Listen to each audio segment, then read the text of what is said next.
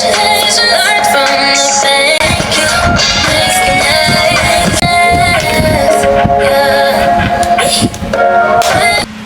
everyone, welcome back with me, Saloneri. Dan di sini aku pengen buat a day in my life as a communication student. Dan sebenarnya hari ini tuh aku ada MK jam 1 pengantar ilmu politik sampai jam perkiraan sih sampai jam 3 ya. Cuma karena rumah aku tuh jauh, aku tuh harus berangkat dari aku harus berangkat di jam 10 atau jam 11 karena aku juga naik bus. Dan dosen aku tuh yang ini tuh disiplin banget, jadi kita tuh semua harus udah di kelas sebelum beliau hadir. Nah, karena sekarang aku udah siap, aku udah rapi, aku pengen OTW.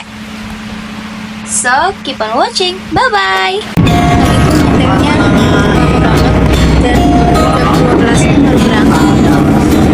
Nanti aku terlambat. Kita udah bakalan dibawain mata kelas atau enggak ya?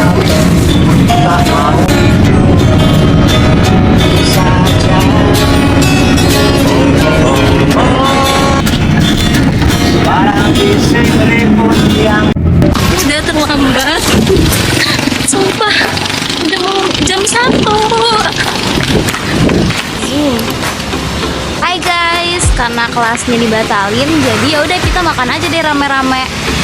Nah, di sini ada Ula, ada Anas, ada Kema, ada Kamila. Kalian beli apa? Aku Kalau Ula beli apa? Jebel. Jebel. Sama aku juga beli jebel. Anas? Aku beli corn dog. Wah, nanti dimakan ya Anas kondoknya. Kalau Kema beli apa? Poci. Kok nggak beli makanan? Aku kenyang. Oh gitu. Kalau Kamila beli apa? Beli corn dog juga. Oh, kondok. Aku kesel banget sama Pak Isan. Hari ini kelasnya dibatalin lagi. Aku tuh udah capek-capek dari Cilegon, terus tiba-tiba kelas dibatalin gitu aja.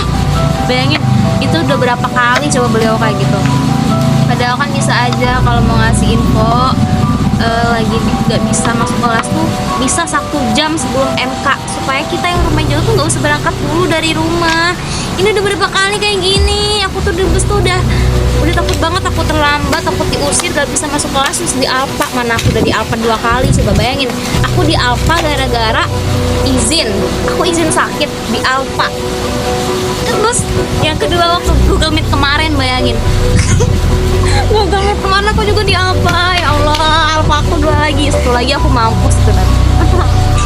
Gimana ini? Asli Sali, sumpah Pak Isan tuh kadang tuh emang suka menyalahgunakan kekuasaannya gitu loh. Dia tuh kan sebagai dosen ya, nah dia tuh bisa bikin jam kelas dia sendiri gitu, tapi dia tuh nggak mikirin yang rumahnya jauh. Kasian deh kayak kamu, Ula, rumahnya di Cilegon, terus kayak kamu udah datang nih, udah sampai, ya tiba-tiba langsung dibatalin sama Pak Isan. Tapi menurut aku itu mah emang konsekuensi kita nggak sih sebagai mahasiswa. Maksudnya emang kalau misalnya kuliah kan emang gak ada jadwal, pasti itu kan semua tergantung dari dosennya kan. Terus juga kayak ya udah, pasti Pak Iksan kayak gitu juga ada alasannya kenapa dia tiba-tiba ngebatalin kelasnya. Terus kalau itu apa sih namanya, kelas punya dosen, terus dia kan bisa seenaknya gitu kan. Iya enggak, tapi juga menurut aku sebagai mahasiswa kita juga harus ngertiin dosen gak sih, karena kan kesibukan dia juga bukan sebagai dosen doang, dia juga pasti punya alasan kenapa dia kayak gitu. Dia nggak mungkin ngebatalin kelasnya gitu aja tanpa ada alasan yang urgent. Dia juga nggak mungkin lantarin mahasiswanya gitu aja. Wah, benar kata Ula. Kalau kata aku sih pasti Pak Iksan juga punya alasannya sendiri kenapa hari ini tuh tiba-tiba dibatalin. Iya mas.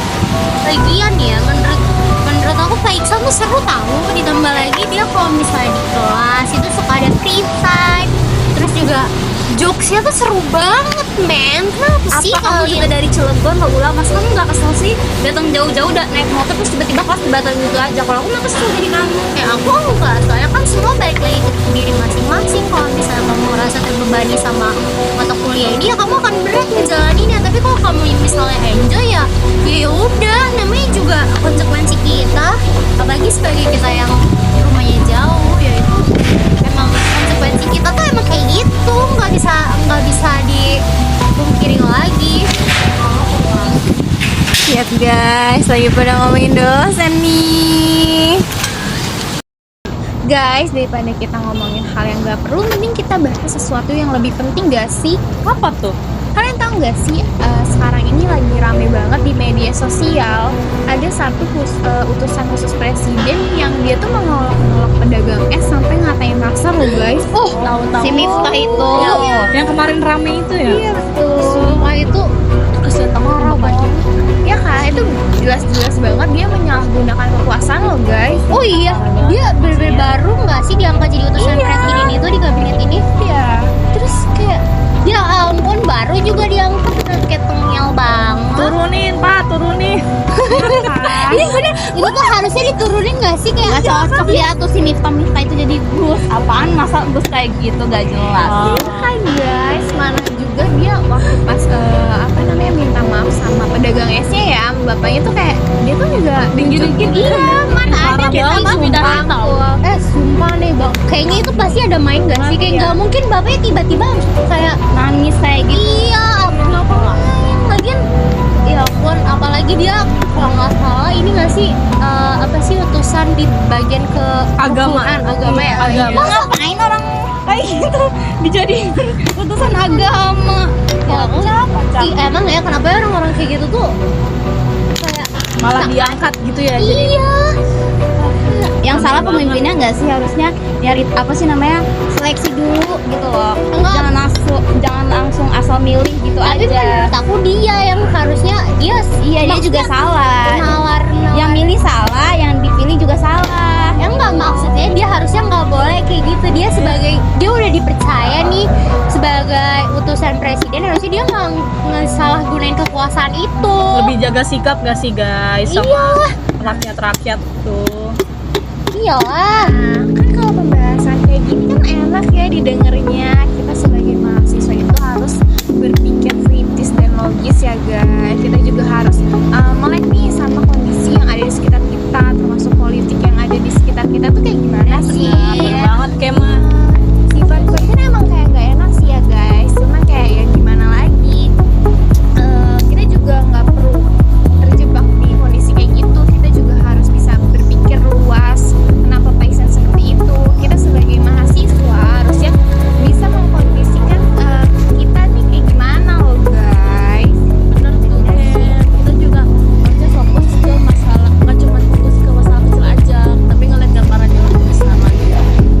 Nah sih, kita apalagi kita sebagai mahasiswa tuh kita punya kewajiban untuk lebih melek terhadap masyarakat luas. Jadi kayaknya kita harus lebih berpikir secara luas lagi daripada kata Kemal. Kita nggak boleh stuck di sini aja kayak ngurusin Pak Ihsan nih gini, Pak Ihsan nih gini. Daripada kita ngurusin itu, mending kita ngurusin yang emang benar-benar ada di depan mata kita, yang harus kita suarakan suaranya. Nggak sih? Betul banget.